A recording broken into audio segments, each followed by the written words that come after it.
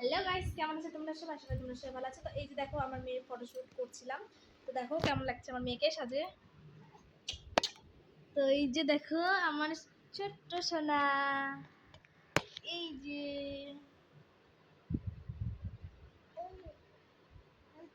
তো এখন কিছু ফটো ক্লিক করলাম, জানি না কেমন হয়েছে।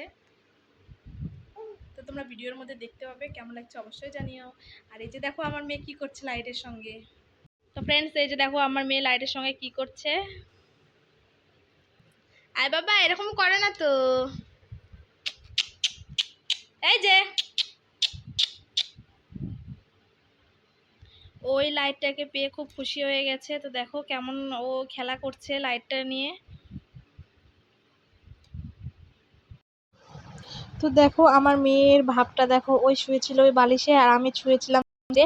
তো দেখো ওখানে যে ওর সামনে দেখো আমার উপরে ওই যেভাবে রুটি টানে না, তো ঠিক এভাবে ওই আমার উপরে রুটি সানার করে গেল। ওকে বলছিলাম সর সর, ওই কিছুতেই শোনে না। দেখো ওই ক্যামেরার দিকে এতটা দেখে আনন্দ হয়ে গেছে, কি বলবো আমাদেরকে।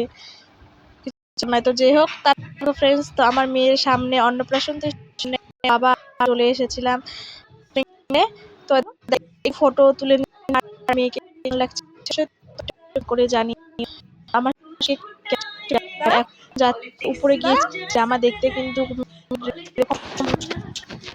তো আমরা দেখো নিচে চলে আসলাম। এখন যাচ্ছি জিনিস দেখতে, বাড়িতে ছিল সেন্ট হয়ে গিয়েছে, সেই যাচ্ছে একটু সেন্টে। তো গরম পড়ে গেছে প্রচন্ড, আর এসির মধ্যে আমার এতটা এসে হয়েছে, কি বলবো তোমাদেরকে। খুব আনন্দ পাচ্ছি, এসির ভিতরে কোনো গরম লাগছে না। আর ফাইনালি আমার মেয়ের এই ড্রেসটা পছন্দ, ড্রেসটা পরে দেখ। তো এটা লেহেঙ্গা আর আছে একটা ফ্রক।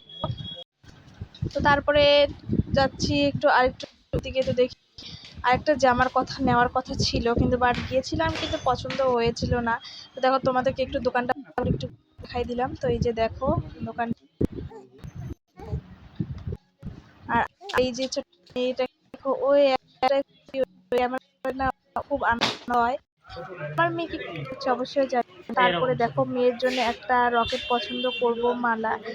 তো বলো তোমরা কোনটা ভালো লাগছিল। তারপরে তো দেখো বাড়িতে চলে আসলাম, আসার পরে রাত্রেবেলা এখন হবে। তো এটা পরের দিন খাওয়া তারপরে হবে বেলা আর সবজি কাটা বাকি ছিল, তো সেই জন্য কাটছিল। রাত্রে সব কেটে সকালবেলা কেক কিন্তু করা খুব অসুবিধা রাখলে।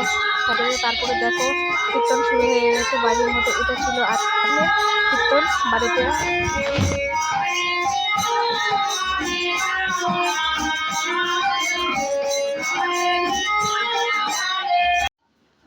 তো তারপরে সেই দিন চলে আসলো যেই দিনে আমার মেয়ে ভাত খাবে। তো দেখো সকাল সকাল আমি ঘুম থেকে উঠে সব কাজ টাজ সেরে স্নান টান করে নিয়েছি। তো তারপরে তো এই যে দেখো পুজোর সব জোগাড় হচ্ছিল।